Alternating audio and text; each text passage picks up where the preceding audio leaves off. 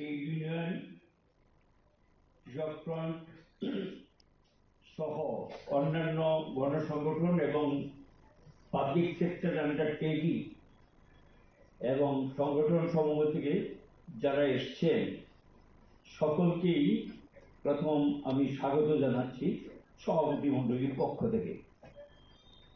ইতিমধ্যে আপনারা সংবাদ মাধ্যমে জানতে পেরেছেন দেশব্যাপী আগামী 12ই ফেব্রুয়ারি এটা ধর্মঘট সাধারণ ধর্মঘট আহ্বান করা হয়েছে।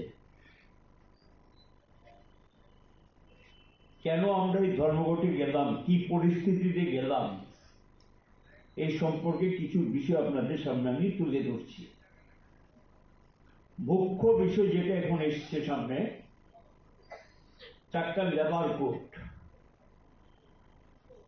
এগুলো তারা একটা 2019 আর 2020-তে 3টা, মোট 4টা লেবার কোড তারা পাশ করিয়ে নিয়েছেন। এই 4টা কোডেই শ্রমিক স্বার্থ না, শুধু সমগ্র মানুষের স্বার্থ বিরোধী এবং বিশেষ করে আগামী প্রজন্ম যারা তাদেরকেও ধ্বংসের কিনারায় নিয়ে যাবে, যদি ইতিমধ্যে তারা বিভিন্ন বিজ্ঞাপন ইত্যাদি দিয়ে বোঝানোর চেষ্টা করছে সরকার।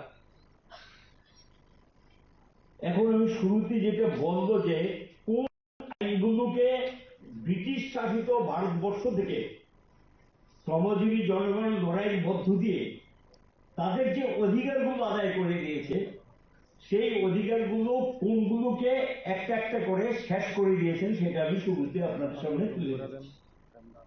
প্রথম হল মজুরি প্রদান। এটা আমার অধিকার, আমার কাজের বিনিময়ে আমি মজুরি পাবো। মজুরি প্রদানটা কি সিস্টেম হবে, কি পদ্ধতিতে ঠিক হবে, এটার একটা আইন ছিল এবং সেই আইনটা কেউ মজুরি বলে, কেউ বেতন বলে, নানা ভাষায় বলে, কিন্তু বিনিময়ে যেটা পাওয়া যায়, আমার শ্রমের বিনিময়ে যেটা আমরা পাই সেটাকেই মজুরি বলা হয়। এই আইনটাকে তুলে দিয়েছেন।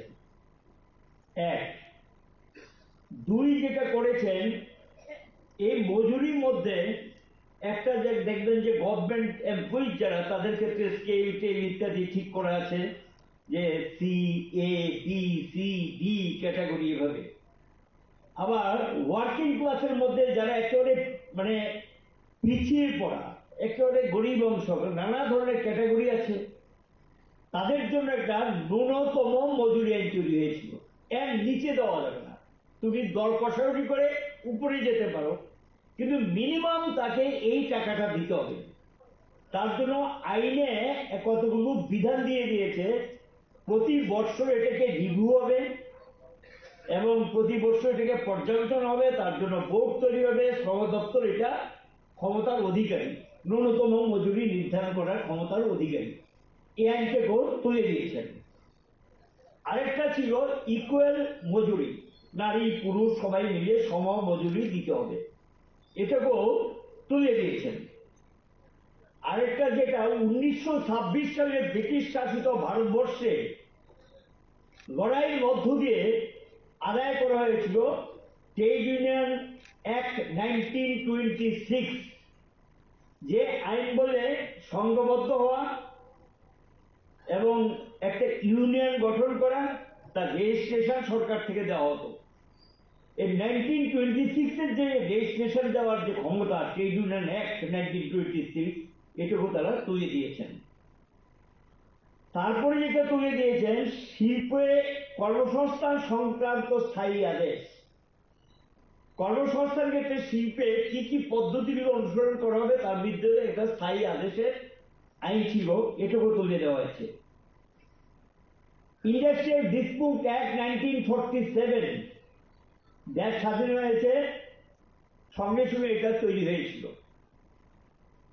শিল্প বিরোধ সংক্রান্ত আইন, বিরোধ দেখা দিলে কিভাবে সেটা সেখানে নিষ্পত্তি হবে এবং কি কি অধিকারগুলো থাকবে, এটা ছিল।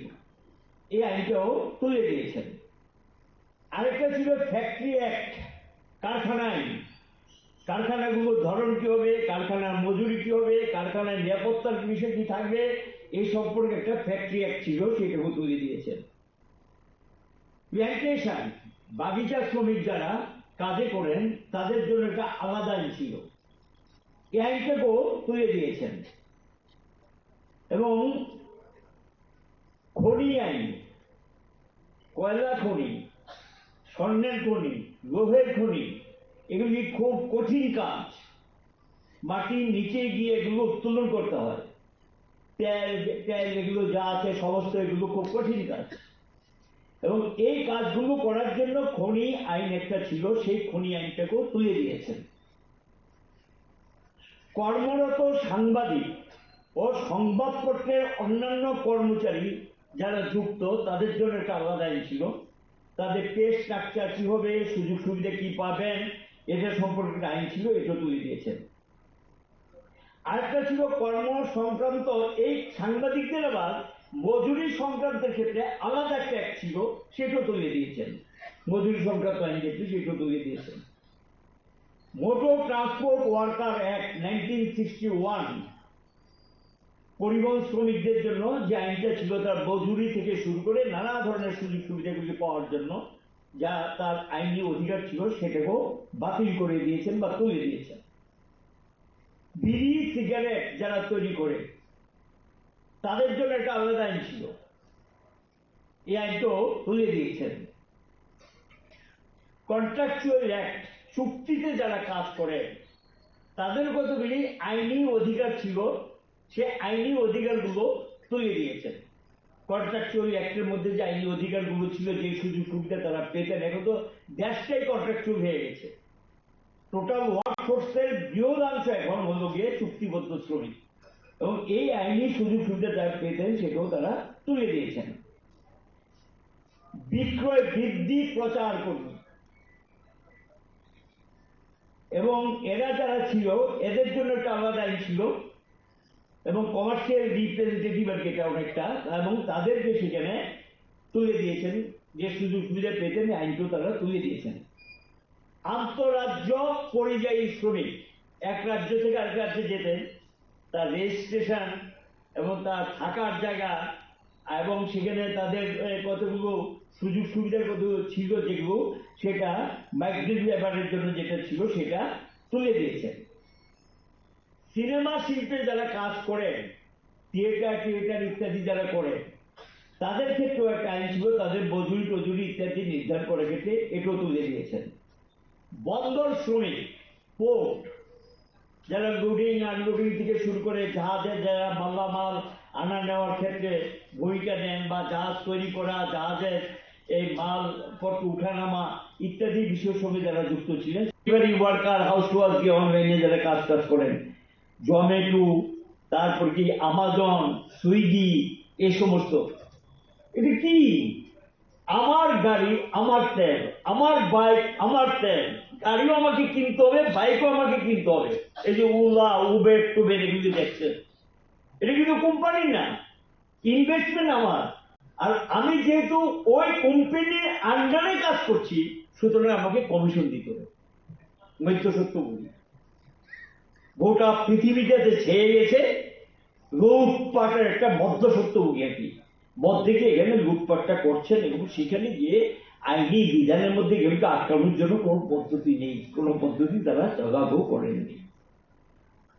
বিশাল পরিমাণ স্কিম ওয়ার্কার ভারতবর্ষে, আশা, তারপর anganwadi, mid day meal worker, NHM, আরো আছে, নাম বলে শেষ করে যাবে না, যারা স্কিম ওয়ার্কার বিভিন্ন স্কিমের কিছু, এদের জন্য যে একটা কিছু থাকা উচিত নাই, করতো কিন্তু আইনের নতুন যে কোডে সেখানে কিছু নির্দেশিকা দেনে তাদের রক্ষা কবচ কি হবে। ঠিকাদারের আন্ডারে যারা কাজ করেন, গোটা দেশই ঠিকাদারি হয়ে গেছে, সব ঠিকাদার না, যেখানে যান, হাসপাতালে যান ঠিকাদার, এখানে যান ঠিকাদার, রাস্তায় যান ঠিকাদার, সব ঠিকাদার আন্ডারে। ডাইরেক্ট যে মালিক তাকে আপনি খুঁজে পাবেন না, সেগুলো আমার ওয়ার্কার না তো, আমি তো টেন্ডার করেছি, টেন্ডার করে ঠিকাদার কাজ পেয়েছে, সে ঠিকাদারের আন্ডারে কাজ করে, তার ব্যাপারগুলো আমি দেখবো না, আমার কোন দায়িত্ব নেই। মূল মালিক সে ঠিকাদারকে দিয়ে দিয়েছে। এই যে ঠিকাদারি সম্পর্ক একটা আইন ছিল, সেই আইনটা হলো 50 জন হলে, এখন গিয়ে নতুন করে, এটা আগে ছিল 20, এখন এটাকে করে দিয়েছে 50। অর্থাৎ তাকে একটা লাইসেন্স দিতে হয়, সেই লাইসেন্সটা এখন 50 করে দেবে। 50-এর নিচে যারা এই ওয়ার্কারদের কি হবে? তার তো লাইসেন্সই নেই, যে ঠিকাদার তার কিন্তু লাইসেন্স নেই। তো উইদাউট লাইসেন্স সেখানে যেটা করবে এর দায়িত্ব কে নেবে? তাহলে 50-র নিচে যারা ওয়ার্কার ছোটে ছিটে কাজ করে ছোট ছোট কারখানায়, তারা আইনের আওতার বাইরে চলে যাবে, তারা আইনি সুযোগ বা বিধানগুলো সুযোগ তারা পাবেন না। এবং এখানে ধর্মঘট নিয়ে বিতর্ক না, আমরা ধর্মঘটের অধিকার তো কারিনি। ধর্মঘটের অধিকার আগে ছিল 14 ডেজ, বিফোর 14 ডেজ, 14 দিন আগে নোটিশ ধর্মঘটে যেতে গেলে। এখন বলে দিয়েছে এটাকে 60 ডেজ, শুধু 60 দিন বলে এখানে খাপ করে বলেছে নেগোসিয়েশন চলাকালীন, মানে আলাপ আলোচনা চলাকালীন ধর্মঘটে যাওয়া যাবে। তাহলে তো আমি ধর্মঘটেই যেতে পারবো না। উঠানামা ইত্যাদি বিষয়ের সঙ্গে যারা যুক্ত ছিলেন সেখানে এই আইনটা ছিল, এটাও তারা তুলে দিয়েছেন। নির্মাণ শ্রমিক বিশাল পরিমাণ সারা দেশে, কনস্ট্রাকশন ওয়ার্কার, কাঠমিস্ত্রি, রাজমিস্ত্রি, যুগালি টুগালি ইত্যাদি যে কোনো নির্মাণের সঙ্গে যুক্ত, রাস্তাঘাট থেকে শুরু করে দালান পাকা থেকে ইমারত তৈরি করার ক্ষেত্রে যারা যুক্ত, সেখানে নির্মাণ শ্রমিক যারা, তাদের একটা আইন ছিল, সেটা তুলে দিয়েছেন। আরেকটা ছিল শ্রমিক ক্ষতিপূরণ আইন। এটা কি? অ্যাক্সিডেন্ট বা কোনো একটা ঘটনায় যদি কেউ মারা যায়, এটা সেখানে ক্ষতিপূরণ দাবি করার আইন, এবং সেই অনুযায়ী ক্ষতিপূরণ দাবি করতে পারতেন এবং দাবি আদায় করার সুযোগ ছিল, সেই আইনটাও তুলে দিয়েছেন। শ্রমিক রাষ্ট্রীয় বীমা, ইএসআই সংক্ষেপ বলেন, যেটা আমাদের রাজ্যে আমরা লাগু করেছিলাম। এটা হলো আমার মজুরি থেকে আমি 1.5 বা 1.6 এটা দেব, আর মালিকের এটা ছিল আগে বেশি, এখন মালিকদের সুবিধার জন্য মোদী সরকার সুবিধা করে দিয়েছে 3 পয়েন্ট সামথিং। এই টাকাটা জমা পড়বে, তার থেকে একটা ফান্ড তৈরি হবে, হসপিটাল তৈরি হবে। একজন যারা সে আইনের আওতায় পড়েন তিনি এবং তার পরিবারের 4 জন, মোট 5 জন, তার ডিপেন্ড যারা তারা তাদের উপরে নির্ভর করে যিনি কাজ করেন, 5 জন আজীবন 60 বছর পর্যন্ত তিনি এবং তার পরিবারের 5, 60 বছরের পরে গিয়ে সেটা পাবে গিয়ে তিনি এবং তার স্ত্রী আজীবন। একেবারে বাইপাস সার্জারি থেকে শুরু করে যত রকম চিকিৎসার ব্যাপার আছে সমস্ত খরচ এখান থেকে পাওয়া যাবে। প্রচুর পরিমাণ ফান্ড জমা হয়েছে, বিশাল ফান্ড। ইএসআই হসপিটাল আমাদের এখানে যে কাণ্ডটা করলো, আমরা জিবির সঙ্গে জায়গা দিলাম 2 একর জায়গা বামফ্রন্ট সরকারের সময়, এখানে 5 তলা বিল্ডিং করে হাসপাতাল করার কথা করলেনই না। এটাকে নাকি নিয়ে গেছেন, এখন শুনলাম ইয়েতে করবেন, ওই কি আপনার আমাদের ওই যে শিল্পনগরী সেখানে করবেন। আমরা মুখ্যমন্ত্রীর সঙ্গে দেখা করেছিলাম, আপত্তিও জানিয়েছি, এটা করবেন না, এটা জিবির সঙ্গে রাখেন যাতে এখান থেকে রেফার করে সেখানে সুযোগটা দিতে পারে। যাই হোক, এটা তাদের ব্যাপার, কিচ্ছু করেননি, ওইখানেও করেননি, এখানেও করেননি, কোথাও করেননি। কিন্তু টাকার কোনো অভাব নাই, এখানে বিশাল পরিমাণ টাকা পড়ে আছে। এবং এর পরে যেটা হলো শ্রমিক কর্মচারী প্রভিডেন্ট ফান্ড, আমার প্রভিডেন্ট ফান্ড পাওয়ার অধিকার, আমি দেব একটা অংশ, মালিক দেব একটা অংশ। এই যে প্রভিডেন্ট ফান্ড পাওয়ার যে অধিকার, এই আইনটাও তুলে দিয়েছেন। গ্র্যাচুইটি, কাজ করার পর যখন আপনি রিটায়ারমেন্টে যাবেন, তখন সেটা সরকারি বেসরকারি যে কোনো জায়গায় কাজ করুন, আপনাকে গ্র্যাচুইটি অ্যাক্ট অনুযায়ী গ্র্যাচুইটি দিতে হবে, তার জন্য একটা পদ্ধতি ঠিক করা ছিল, এই আইনটাও তুলে দিয়েছেন। এখানে সিনেমা শিল্পের যারা কাজ করেন তাদের থেকে একটা আলাদা টাকা তুলতেন, এই টাকাটার থেকে একটা ওয়েলফেয়ার ফান্ড তৈরি হতো। এই ওয়েলফেয়ার ফান্ড থেকে তারা ছেলে মেয়ে, বিয়ে শাদী, বাড়িঘর নির্মাণ, এখান থেকে সাহায্য পেতেন, চিকিৎসা সাহায্য পেতেন। এটা ওয়েলফেয়ার ফান্ড। এই ফান্ডের যে তহবিল গঠন করার যে এটা ছিল, এটা তুলে দিয়েছেন। নির্মাণ শ্রমিক কল্যাণ তহবিল, এটা তো বিশাল, আমাদের স্টেটে 300 কোটি টাকা আমরা জমা ছিল। এটা কি জানেন? আপনি যদি কোনো কনস্ট্রাকশন করেন, নির্মাণ করেন, আপনার এটা ওয়ার্কার ছাড়া হবে হবে না। তো সেখানে এই কনস্ট্রাকশনের যে ভ্যালুয়েশন, তার ভিত্তিতে গিয়ে আপনাকে 1% টাকা জমা দিতে হবে সরকারে করে। কারণ যে আপনার এটা ইমারতটা তৈরি করে দিল, আপনি ভোগ করবেন, তার তো পরিশ্রম হয়েছে। এই টাকাটার থেকে নির্মাণ শ্রমিক যারা তারা তার ছেলে মেয়ের বিয়ে শাদী, বই পুস্তক কিনা, পড়াশোনার জন্য, তারপরে গিয়ে বাড়িঘর নির্মাণের জন্য এখান থেকে অর্থ পেতেন, চিকিৎসার জন্য অর্থ পেতেন, এবং তারা একটা ভাতও পেতেন 60 বছর পরে। এই নির্মাণ শ্রমিক কল্যাণ তহবিল যেটা আইনটা ছিল, এই আইনটাকেও তারা তুলে দিয়েছেন এবং আইনটাকে চেঞ্জ করে দিয়েছেন। শুধু তুলে নিয়ে থেকে চেঞ্জ করে দিয়েছেন। অসংগঠিত শ্রমিক ছড়িয়ে ছিটিয়ে যারা কাজ, সেই শ্রমিকদের সামাজিক নিরাপত্তা আইন এটা ছিল, এটাও তারা তুলে দিয়েছেন। এই ধরনের 29টা আইনের নাম আমি বললাম, এগুলো ব্যাখ্যা করলে বিরাট সময়ের দরকার। এই 29টা আইনকে তুলে দিয়েছে, ভারতবর্ষ থেকে বিদায় করে যে 4টা কোডে পরিণত করেছেন। 2019-এ তারা পার্লামেন্টে পাস করিয়েছেন মজুরি কোড এটা। তারপরে যেটা 2020-তে পাস করিয়েছেন পেশাগত নিরাপত্তা ও পরিমণ্ডল, সামাজিক নিরাপত্তা সংক্রান্ত এবং শিল্প সংক্রান্ত কোড। 4টা কোড তারা, একটা 2019, 3টা 2020-তে পাস করেছে। পাস করানোর পর দেশের ধর্মঘট ডাকা হলো, দেশব্যাপী ভারত বন্ধ হলো, লড়াই হলো, শেষ পর্যন্ত তারা এটা বিরত হতে বাধ্য হলেন।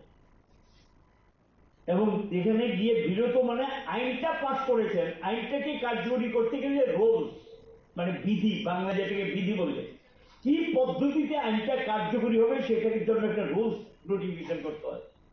এই রুলসের নোটিফিকেশনটা কিছুদিন আগে তারা একটা ড্রাফট নোটিফিকেশন করেছে, আমরা এটা প্রতিবাদ করেছি। হবে না, এটা কার্যকরী করা যাবে না। 2-3টা ধর্মঘট হওয়ার পর এই রুলস কার্যকরী করা থেকে তারা একটু বিরত হতে বাধ্য হয়েছে। শেষ পর্যন্ত গিয়ে তারা নভেম্বর মাসে এটা ড্রাফট একটা রুলস, খসড়া রুলস তারা জারি করেছে। আমরা বলেছি এটা উদ্যোগ করো, এটা স্টপ করো, এটা বন্ধ করো। সমস্ত ট্রেড ইউনিয়নগুলো দেখা করেছেন, লিখিতভাবে দিয়েছেন, এটা বন্ধ করো। শুনেন না, শুনতে রাজি না, কথা বলতে রাজি না। শেষ পর্যন্ত বাধ্য হয়ে তখন গিয়ে এখানে এই ধর্মঘটটা ডাকতে আমরা বাধ্য হয়েছি। এই যে ধর্মঘটটা যেটা আমরা ডাকলাম, এটা ডাকতে আমরা বাধ্য হয়েছি। এখানে মুখ্য বিষয়গুলি কি, এখন কোর্টে বলছে দেখবেন যে প্রতিদিন পত্রিকাতে কতগুলি বিষয় একবার রেগুলার দেখবেন। একটা রেগার নতুন আইন, দ্বিতীয় লোকের শ্রমকোট সম্পর্কে দেদার বিজ্ঞাপন দিচ্ছে, বাড়ি বাড়ি RSS এর লোকরা যাচ্ছেন, বই পুস্তিকা দিয়ে কনভিন্স করার চেষ্টা করছেন, বোঝানোর চেষ্টা করছেন এটা নাকি শ্রমিক স্বার্থে করা হয়েছে। এটা কি আগে ছিল বিভিন্ন যে সুযোগ সুবিধাগুলো পেতেন, এতে 100 জন শ্রমিক যেখানে কাজ করেন সেই কারখানাটাকে লক আউট লে অফ করতে গেলে পারমিশন নিতে হতো সরকার থেকে। সরকারের পারমিশন ছাড়া এটাকে লক আউটও করা যাবে না, লে অফও করা যাবে না, বন্ধ করা যাবে না। এখন এই আইনটাকে পরিবর্তন করে এটাকে করে দিয়েছে 300। এতে হিসাব করে আমরা দেখেছি ভারতবর্ষে এখন যারা কাজ করেন 74% ওয়ার্কার আইনের বাইরে চলে গেলেন। 70% কারখানা আর 74% ওয়ার্কার আইনের বাইরে চলে গেলেন। খুশি মতো ছাঁটাই করতে পারবেন, খুশি মতো কারখানা বন্ধ করে দিতে পারেন, খুশি মতো গুড বাই, বিদায় নিন, আপনার দায়িত্ব আমি বহন করতে পারবো না। এই পদ্ধতিটা তারা নতুন আইনে ঢুকিয়ে দিয়েছেন।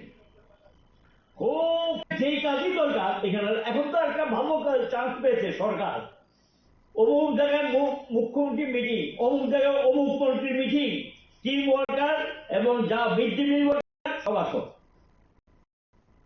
একবার স্কুল সামলান, আরেকবার গিয়ে তাদের এখানে হাজিরা দেন। হাজিরা যদি না দেন আপনাকে ঢুকতে দেন। আমাদের রাজ্যে আমরা দেখছি এই অবস্থা তারা তৈরি করছে এবং একটা নির্যাতনের পরিবেশ এখানে তৈরি করছে। এখানে ফিক্সড টার্ম এমপ্লয়ি যারা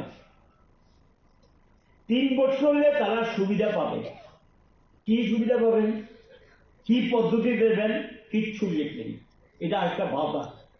এই দেখলেন না বামফ্রন্ট সরকার সময় একটা নিয়ম করেছিল 5 ইয়ার্স, যা এখন কোর্ট বলে দিয়েছে যে না, তুমি যখন রেগুলার তাকে কাজ দেবে তুমি তাকে ফিক্সড পে দিতে পারবে না, রেগুলার স্কেলটাও দিয়ে দিতে হবে। এবং দেখুন না আমাদের উচ্চ আদালত এখানে একটা রায় বেরিয়েছে, গত 2-3 দিন আগে একটা রায় বেরিয়েছে। এই জায়গাটা থেকে ফিক্সড টার্ম এমপ্লয়ি আইনে ঢুকিয়ে দিয়েছেন, এবং নতুন কিন্তু কোড নোটিফিকেশন হলে কিন্তু কোর্ট তখন কিছু করতে পারবে না। এবং এখানে ঢুকিয়ে দিয়েছেন অ্যাপ্রেন্টিস, সর্বশেষ সংযোজন হলো অ্যাপ্রেন্টিস। অ্যাপ্রেন্টিস মানে শিক্ষানবিশ। এখন যে কোনো জায়গায় যান, যে কোনো নতুন কাজ পান বা পুরনো কাজে আপনাকে করেন, চট করে ঢুকিয়ে দিবে আপনি অ্যাপ্রেন্টিস। অ্যাপ্রেন্টিস মানে শিক্ষানবিশ। শিক্ষানবিশ মানে 1 বছর, 2 বছর, 3 বছর, 4 বছর, 5 বছর, কত বছর আমি শিক্ষানবিশ। এখনো কি আমি স্কিল লেবার হলাম না, দক্ষ শ্রমিক হলাম না? তারপর উঠে বলবে না আপনি তো শিক্ষা ঠিক মতো নেননি, যান বিদায় নেন। এখন গিয়ে এই পদ্ধতিতে অ্যাপ্রেন্টিস শব্দটা আইনের খাতায় ঢুকিয়ে দিয়েছেন। এই যে চাকরি বাকরি সমস্ত ক্ষেত্রে দেখবেন এটা চালু হয়ে যাবে, অ্যাপ্রেন্টিস শব্দটা ঢুকিয়ে দিয়েছেন। ইএসআই কথা যেটা আমি বলেছিলাম, ৩৮,০০০ কোটি টাকা পড়ে আছে, এটুকু সরিয়ে নেওয়ার চেষ্টায় আছে ইএসআই কে।